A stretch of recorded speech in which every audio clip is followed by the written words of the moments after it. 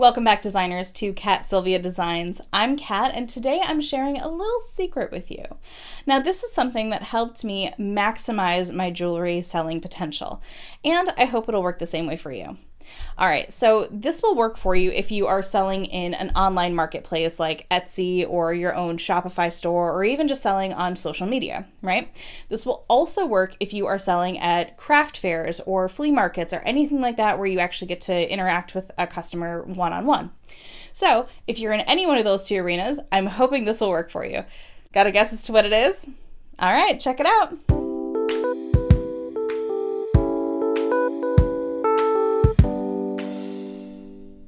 If you guessed chain extenders, you're right. So this is a great way to maximize your selling potential. And the reason for that being is that not everybody is the same size. But just to give you a little basic kind of understanding of what a chain extender is, it often will look like this. You'll have a piece of chain, and sometimes you'll have like a little bauble there on the end. And then on your other side, you'll have your clasp. Now this is a piece of bead weaving, and I use these little slide end clasps here. And if you want to kind of take a look, I have another example here of what it looks like when it's clasped in the back. So you can choose where that lobster clasp, this little guy here, is going to sit along that chain. Now the reason for doing this is, again, not everybody's the same size, but in case you're curious, an average necklace size for a woman is about 18 inches, and the average bracelet size is 7 inches. Now, if you look here, we have a little extension here, obviously due to the clasp, and then we have the extension here due to the chain. But this piece here, end to end, that bead weaving is only 5 inches. Now, that's probably too small if you're going to clasp it just like that. You can see just how kind of tiny that is. But here's the thing. Now with this extender, I've made this up to a 7.5 inch bracelet. So again, you could also add longer pieces of bead weaving and then add an additional chain extender to it. So when it's clasped, you might clasp it in the center, but that's okay because you'll only have like this little part where there's not bead weaving on the back. So even if you clasped it all the way, that's kind of what it would look like. Chain extenders can come in many different styles and even sizes. And when you're going to pick a chain extender, so I have one example here, and this is like a little antique silver. And then I have one here that's a little bit more of a bright silver. And you can just see that the chain on those is a little bit different, as is the little bauble here. Now it's the same kind of style, but the size is different.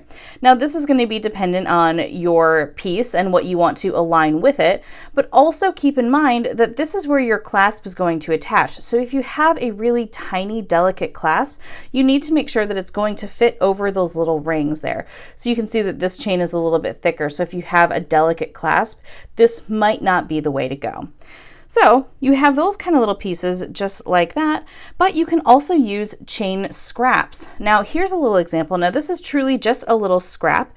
So what I would recommend you do is you can take on the end and you can add on like maybe a little kind of heart charm, or this is a great opportunity to add just any kind of thing that will tie into the design.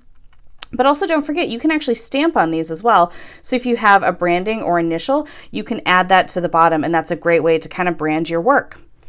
All right, so again, you know, any of those little chain scraps that you might have, you definitely want to keep those around. So I have a necklace here, and this just has, again, a very delicate chain. It's a little gold necklace, and it has one jump ring on this side and my clasp on this side. So let me show you how I'm going to attach a chain extender. And it's super simple. So we're just going to take a little jump ring here. Now this might be a little bit large. It's a 5mm 20 gauge, but I just really want you to be able to see it.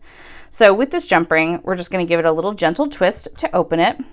We're going to slide on the last link in our chain extender, and then slide that on to the little jump ring there on the end. Okay, and now we're just going to go ahead and come in with our pliers, give it that little twist to close it up. So now you can see on this silver end here, this is our chain extender. So when we go to attach our clasp, we can attach it here, or here, or here, or here, all the way up to that other jump ring right there. And this little piece, this is why you want to add a little kind of decorative bauble. Sometimes you can even add like a little crystal or something if you're trying to match like a stone in the front. But this is going to be the piece that's going to kind of hang down the back of the neck. Or if this was a bracelet, it would sort of hang off of the wrist, right? So we want that to be nice and pretty. So that's one option, to kind of use a pre-made one, or if you wanted to do this kind of similar thing, again, using just a decorative chain, you can do that as well. All right, so let me go ahead and set that guy aside. And I want to show you another option here. Now this one's kind of neat. So this one is a little bit more kind of stylized, I guess I'll say. So I have my lobster clasp on this side here. And on this side of my chain, what I've done is I've actually added in jump rings directly to the chain. And I've created sizes because this little lobster clasp isn't going to fit inside one of these little links. So instead, I added 3 jump rings, each an inch apart. So an 18-inch necklace can become 19 or 20. And that's another selling option as well that you can offer for your customers. Overall, I think chain extenders are wonderful to use. Not only can it double or even triple your own inventory without any extra work, it can allow your customer to feel like they're getting a custom designed piece. And we're in the handmade market, so everything is custom. So this just really just takes that one step further. Now, I will say this, if you are selling online, one thing I suggest is take a picture of the piece without the chain extender, take an additional picture with the chain extender, and let people know in the comments that you can add it on, you know, possibly if you're comfortable, at no additional charge. I like to build something like that into my price.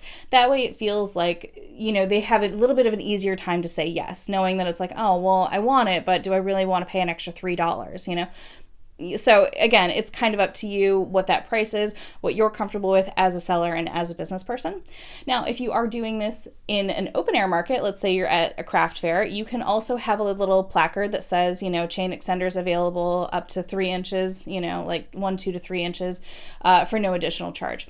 So you have that option as well to kind of let people know that you can customize something without them having to ask you. So I always like to really try to present as much information up front as possible. If it's something I offer, why would you hold back? I just never quite understood that. Anyway, all right. Thanks again for watching, designers. I hope that you found this really helpful. Let me know in the comments below if this is something you've tried or you're going to try, and let me know how it goes. Let's continue to build our community in those comments. All right. Thanks again, and I'll see you in the next video.